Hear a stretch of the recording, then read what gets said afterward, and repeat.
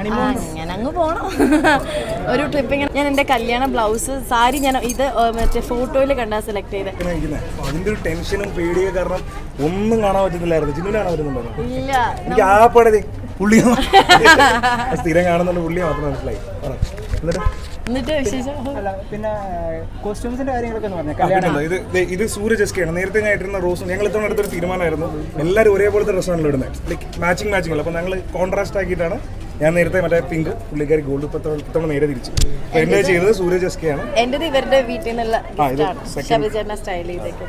Friends ഒക്കെ suggest ചെയ്തായിരുന്നു ഈ കോസ്റ്റ്യൂമിനെ പറ്റി. എൻ്റെ ഒരു കോസ്റ്റ്യൂം സത്യം പറഞ്ഞാൽ എനിക്കറിയില്ല അങ്ങനെ ഒരു ബ്രൈഡ് ഉണ്ടോ, ഒന്നുപോലും ട്രയൽ ചെയ്തിട്ടില്ല.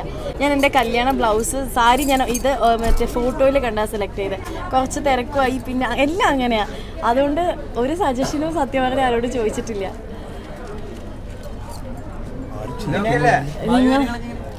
അങ്ങനെ അങ്ങ് പോണം.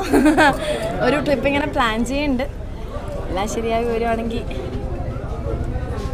ഇനി നിങ്ങൾ ക്യാമറ